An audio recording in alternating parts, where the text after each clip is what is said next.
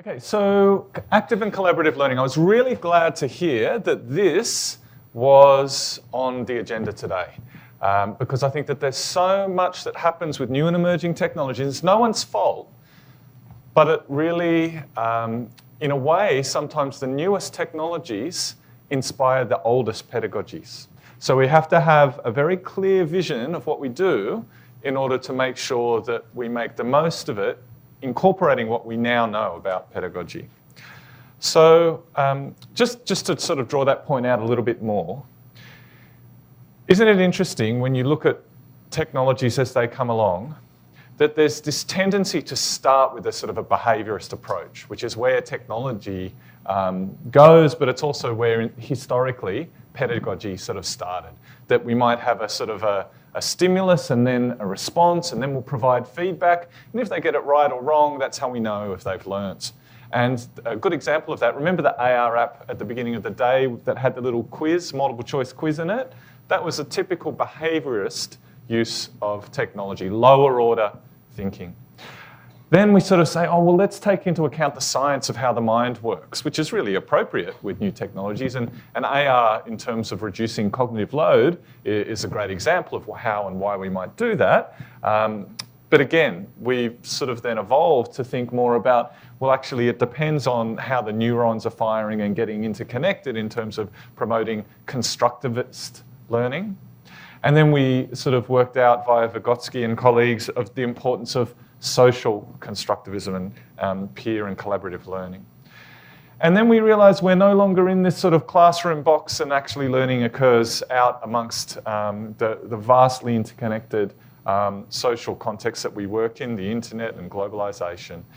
And then as well as this from the late great Seymour Papert, we have constructionism and the idea that really we learn so incredibly much when we build together. So what I'd like to propose is that really if we want to promote active and collaborative learning, one of the best ways to do that with new and emerging technologies is with students as designers. Because with design, we inspire all of those 21st century skills that we're aiming to achieve. Not only the collaboration, but the higher order thinking capabilities, moving beyond recollection, understanding and application to getting into analysis, evaluation, creativity, computational thinking, systems thinking. Recently, I conducted a research study over a year looking at constructionism and maker spaces. It was in primary schools, and I know that not everyone here is from primary schools, but a lot of the themes that are picked up in this study, it's freely available online at primarymakers.com, emphasise how through design we foster those 21st century higher order thinking capabilities.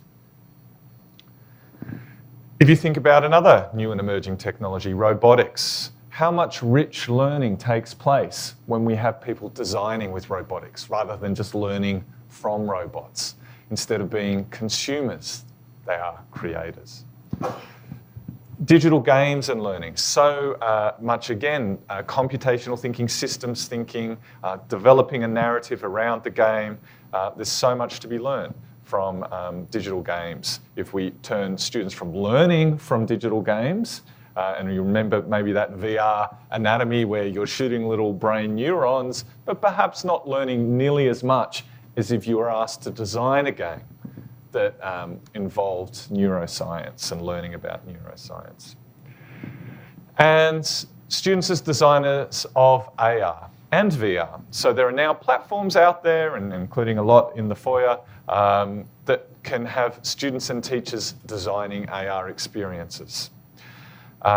So as an example of this, we had at Macquarie University, we have a sculpture park. So there's sort of several exhibitions, sculptures around the university campus. And we had school students come in and pick an exhibition and then create an AR installation around that. So they had to research about the art, they think about the context, the materials. They then had to develop and design the interface and prototype that, develop multimedia texts around that, and then provide some really deep interpretations of the artwork, the critical thinking, higher order thinking around the art that they were developing. So this was, here's an example of what, maybe I'll go in like this. Sorry. I should be able to. There we go. Missed a transition there. So this is what they created, an example of the AR app. So they're holding it up to the sculpture itself, and you can see that they're touching in on the screen to learn about different parts of it. So they really had to analyse the artwork the sculpture and artwork quite deeply in order to work out connections between, the materials and how it had been designed to sort of replicate and emulate Sydney and the Harbour Bridge and whatnot. As you can see, you are standing on a hillside, bathed in sunlight. Unless, of course, you were here on a rainy and overcast day, in which case, come back another time when it's sunny. Why? Because one of the most significant parts of this creation, the bridge, is that when it gets to the afternoon, the shadow from the sculpture creates an outline of a fish on the grassy hill. Where's the shadow now? The sculpture brings together the natural organic flow shown through the brilliant arc stretching out across the ground, as well as containing the ordered structure of a man-made item. So I think you get the picture. The amount of digital skills and multimedia creativity, the amount of collaboration that they had to do in order to develop this far surpassed any sort of collaborative and creative activity in terms of if they would have been given an app and just been watching it. And sort of in a way to wrap up not just what I've said for this session, but also the things I've been raising in other sessions. One of the most important things that my esteemed colleagues also have been alluding to is the idea that we must, instead of just taking what's bright and shiny and new before us, we must think about how do we know if IT, technology, has actually worked? Has it really actually added anything to the learning experience? So one of my great heroes in the learning design field, Diana Laurillard, talks about in her book, Teaching as a Design Science.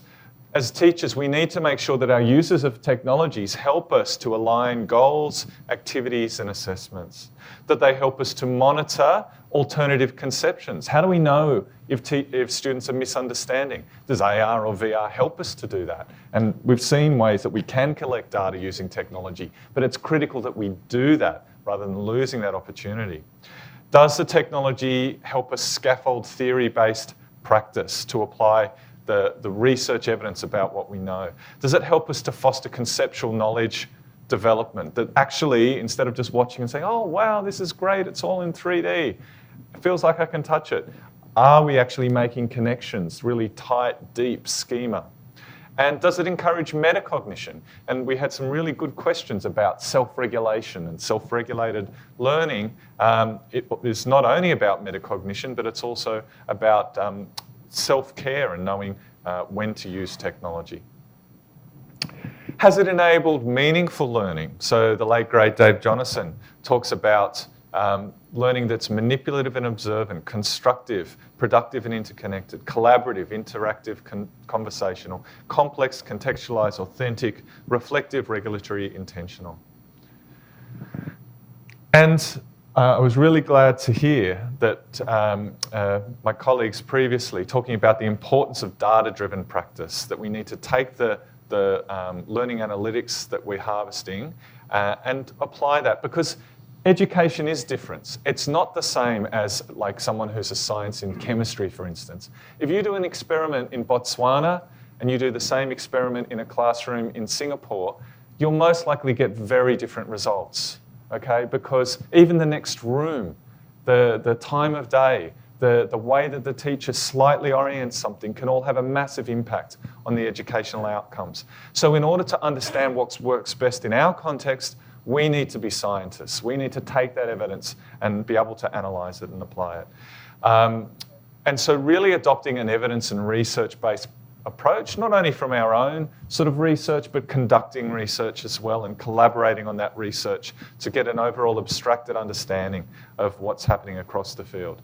And we need to think carefully about what sort of data needs to be collected and how this is going to inform the refinement, the ongoing refinement of our learning designs.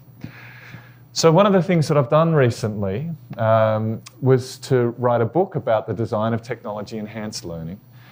It's got several different aspects with relation to teacher education, both for pre-service teachers, but also for people who are teaching in universities or in industry. And the second half of the book, really, the first half sort of sets up sort of pedagogy and frameworks for thinking about technology, pedagogy, content design. But the second half really looks at what the research evidence says. What do we know about learning in mobile context? What do we know about learning in virtual worlds? Know about learning in social networking and online technologies? And abstracts themes out of that.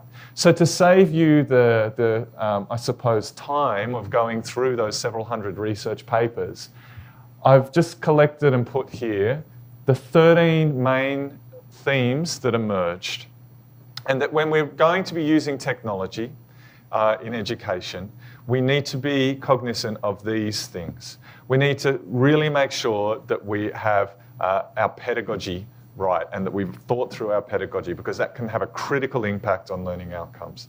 We need to think about how technology is going to promote access, how we're going to encourage communication, how we're going to effectively represent content, how we're going to help people collaborate, use technology in a way that promotes motivation and engagement, enable students to learn from each other through vicarious learning and reflection, to develop their digital learning capabilities and assessment and feedback using sensible assessment and feedback, promoting student-centered learning, learning communities, protecting students and their well-being, their overall well-being, and also providing teacher support.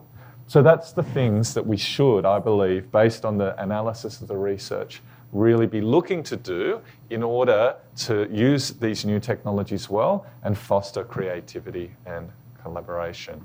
So in summary, the idea is, across the talks that I've delivered today, that these new technologies are great because they enable such access and dissemination and rich media experiences. But it's accelerating, as people in the audience have also pointed out. We should expect technologies to integrate into our practice, and we've got to be and not replace them. We don't think that, oh, all of a sudden technology is going to be doing all the... We have to work out how to integrate it well and work with it. We need to really focus on teacher development, because that's going to underpin how successfully this technology is integrated in classrooms. We should think that, yes, AR and VR and AI are all going to come together to increasingly give us powerful tools. But we really also need to think about the underlying pedagogy. And students as designers, is a great way, I believe, the best way to foster creative and collaborative learning. And so finally, we need to hold true to our pedagogical principles underpinning what we do, and as the way to really try and make sure that students are learning and not just experiencing something that's, I suppose, neat and cool, but actually doesn't develop those higher order thinking capabilities that we need them to achieve in a world that has increasingly sophisticated technology. Thank you.